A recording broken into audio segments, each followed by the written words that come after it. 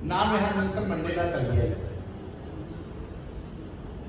Jhansi bulb की कचहरी में एक आदमी 1962 में अस्वेतों की लड़ाई लड़ी, आजादी की लड़ाई लड़ी, 1-2 साल नहीं 28 साल जेल रहकर अफ्रीका को आजादी दिलाई। यह बूता या क्षमता किसी के अंदर है तो सिर्फ काले कोट वालों के अंदर है। ये नेल्सन मंडेला इसलिए कर पाए थे क्योंकि वो पेशे से वकील थे। जब 16वें राष्ट्रपति अब्राहम लिंकन हुए अमेरिका के वकील के रूप में, तो यूनिफिकेशन ऑफ अमेरिका। जब 37वें राष्ट्रपति निक्सन हुए, कैलिफोर्निया में वकालत करते थे, तो 1970 में अमेरिका दुनिया का नंबर 1 देश था। यह हुआ कि गोरे लोग राष्ट्रपति बनेंगे अमेरिका के, तो पहले स्टेट राष्ट्रपति बनने की बात आई तो लड़ाई लड़ने वाले 44 में राष्ट्रपति बराक ओबामा भी पेशे से वकील। हिटलर के खिलाफ कोई बोलता नहीं था। हिटलर के खिलाफ बोलने वाला, हिटलर के खिलाफ लेख लिखने वाला, हिटलर का कार्टून बनाने वाला, नाजी पार्टी के खिलाफ आवाज उठाने वाला कोई व्यक्ति गैस चेंबर में डाल दिया जाता था। किसी की पूता नहीं थी। यह क्षमता सिर्फ हैंस लीटर नाम के वकील के अंदर थी कि हिटलर को तलब किया और 3 घंटे क्लास एग्जामिनेशन किया। यह क्षमता, यह पूता सिर्फ हिटलर के वकील, हिटलर के खिलाफ वकालत करने वाले हैंस लीटर थे। यही पड़ोस में 9 मार्च 2007 को इफ्तिखार चौधरी नाम के चीफ जस्टिस को पाकिस्तान में हटा दिया। किसी आईएएस की हिम्मत नहीं हुई, किसी अधिकारी की हिम्मत नहीं हुई कि वो निकले। परवेज उसके खिलाफ कौन निकलेगा? परवेज मुशर्रफ का नशा थे पाकिस्तान के। लेकिन दूसरे दिन 10 मार्च 2007 को पाकिस्तान इस्लामाबाद की सड़कों पर बिना किसी योजना के 80,000 वकील सड़क पर आ गए, वहां लोकतंत्र को बहाल। दुनिया भर का इतिहास भरा पड़ा है। मैं जहां मिलेंगे उसको मैं लंबी बात नहीं करना चाहता हूं। पूरी दुनिया में कहीं बदल हुआ है तो ये काले कोट वालों की बदौलत। कल भी मैं कह रहा था और आज भी कह रहा था, शिक्षा के क्षेत्र में कोई आगे काम करेगा तो मदन मोहन मालवीय करेंगे। किसानों की लड़ाई कोई लड़ेंगे तो बरडोली का आंदोलन सरदार पटेल ने किया और चौधरी चरण सिंह जैसा नेता, ये दोनों वकील।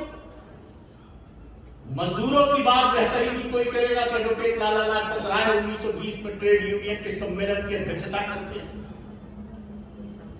स्वदेशी और स्वावलंबन की बात करने की बात आएगी तो सबसे पहले उसको लीड करने वाला कौन है? तो बाल गंगाधर तिलक, वो भी पेशे से वकील। राजेंद्र प्रसाद जी के बारे में कल भी चर्चा हुई और आज भी चर्चा हुई। माल्यानकर जी हो, चाहे जहां भी देखें, आप देखिए आजादी की लड़ाई की तो लोग इतिहास जानते हैं। उसके बाद मैं बताता हूं देश में लोकतंत्र की जब हत्या करने का प्रयास हुआ 1975 में, किसी आईएएस, पीसीएस, किसी आईपीएस की हिम्मत नहीं थी, किसी जज की हिम्मत, सुप्रीम कोर्ट के जजेस भी नहीं बोल पाए। मैं इमरजेंसी की तरफ इशारा कर रहा हूं। पीएम लेखी जेल गए, जेठमलानी पर वीसा लगा, अरुण जेटली 19 महीना जेल रहे, रविशंकर प्रसाद 12 महीना जेल रहे और नारिमन ने एडिशनल सॉलिसिटर जनरल पर, जिस पद पर आप बैठे थे इसके पहले, उस पद से इस्तीफा सिर्फ इसलिए दे दिया कि मैडम गांधी आपने इमरजेंसी लगाई। पालकी वाला ने दरवाजे से इंदिरा गांधी को लौटा दिया, कहा मुकदमा नहीं लड़ेंगे। इस देश के डेमोक्रेसी को आपने खत्म करने का काम किया है। मैं इसलिए ये सब नाम ले रहा हूं कि जब सत्ता परिवर्तन की लड़ाई होगी, चाहे व्यवस्था परिवर्तन की लड़ाई होगी, कोई नेतृत्व करेगा तो सिर्फ ये काले कोट की बिरादरी नेतृत्व करेगी। ये चेंबर के लिए संघर्ष करे, ये बैठने के लिए संघर्ष करे, ये 3 मरई छपड़ा के लिए संघर्ष करे, ये कचहरी के निर्माण के लिए संघर्ष करे।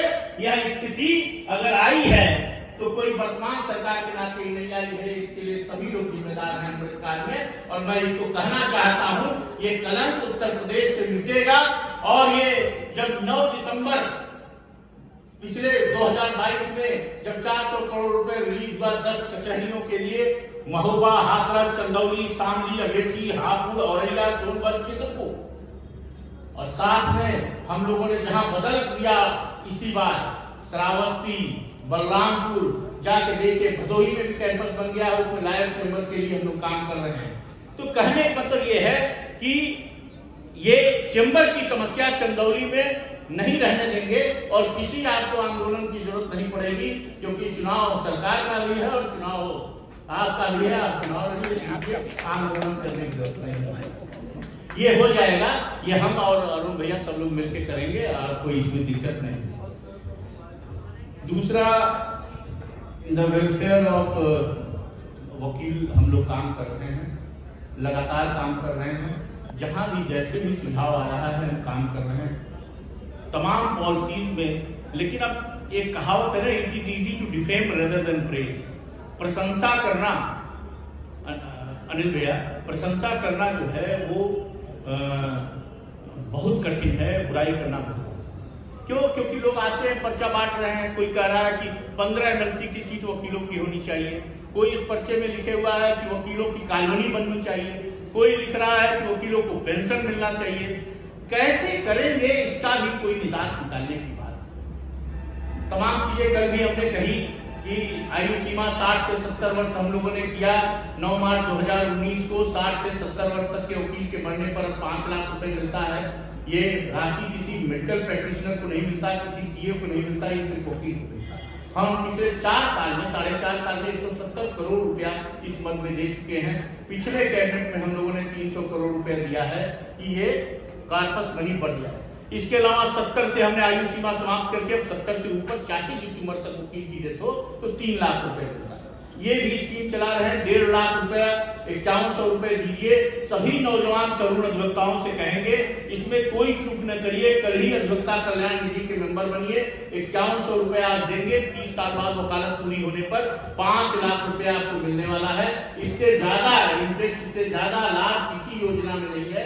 आप सब लोगों को उसका मेंबर बनना चाहिए और इसमें 1-2 करोड़ नहीं 3400 करोड़ रुपया लग रहा है। इसको हम लोगों ने कर दिया है, 300% से ज्यादा बढ़ा दिया 25 नवंबर 2021 को। और इसको आप ये भी आप कर दीजिए। इस दिशा में भी आप सभी लोगों को मेंबर बनना चाहिए। और भी जो वेलफेयर के काम हो सकते हैं, एक ही मेन डिमांड यहाँ दिखाई दी कि कैंपस का ये शिलान्यास हो जाए और ये हो जाए। ये दोनों काम हम निश्चित रूप से, आप जानिए मार्च पहले हफ्ते से नोटिफिकेशन आने वाला, उससे पहले इसको करवा देंगे। और बाकी ज्यादा लंबी बात न करते हुए मैं कहूँगा कि सोचने से कहाँ मिलते हैं तमन्नाओं के शहर, चलने की जरूरी है मंजिल पाने के लिए। आप बिल्कुल अकेला ना। और बहुत धन्यवाद देना चाहूँगा दोनों बार एसोसिएशन के पदाधिकारियों को, यहाँ अपने शुभचिंतकों को, या आप ऐसे हमको भी बुलाते रहिए, हमको भी स्नेह वर्षा करते रहिए। और ये जरूर शपथ ग्रहण समारोह में हम सब लोग का प्रतिज्ञा लें। 2-3 बातें कल भी कही थी कि शपथ पदाधिकारी ने, साथ में सभी तरुण अधिवक्ता ये सोचे कि हम अधिक से अधिक अध्ययन करें, जिधर बल दिया गया। क्योंकि हमने कल भी कहा था कि ज्योतिषम व्यवहारम च प्रायश्चितम चिकित्सतः अजानम यो नरो बुर्यात अपराधम की अंतःपरः। ज्योतिषी, चिकित्सक और अधिवक्ता को अधिक ज्ञानी होने की आवश्यकता है। तो हम लोग पढ़कर जाएं। एक शपथ तरुण अधिवक्ता लें। दूसरी शपथ लेने की जरूरत है कि हम मिलकर रहें, मिलजुल कर काम करें, एक दूसरे की आलोचना न करें। कोई चुनाव हार गया, कोई चुनाव जीत गया, कोई रहा, कोई नहीं रहा, तो उसमें हम लोग एक सार्वजनिक आलोचना से बचकर कैसे अधिवक्ताओं की बेहतरी और बहादुरी के लिए काम कर सकते हैं और कैसे इस न्यायतंत्र को और मजबूत कर सकते हैं, इस दिशा में सोचें। और तीसरा जो हम लोग को करना है, इधर हमने कहा कि बार काउंसिल का चुनाव हो चाहे बार एसोसिएशन का चुनाव हो, अच्छे आदमी को चुनिए, आत्मीय जनों के मोह पास से ऊपर उठकर चुनाव करिए। और निश्चित रूप से जब ये तीनों चीज हम लोग कर लेंगे तो हम लोग की सूरत और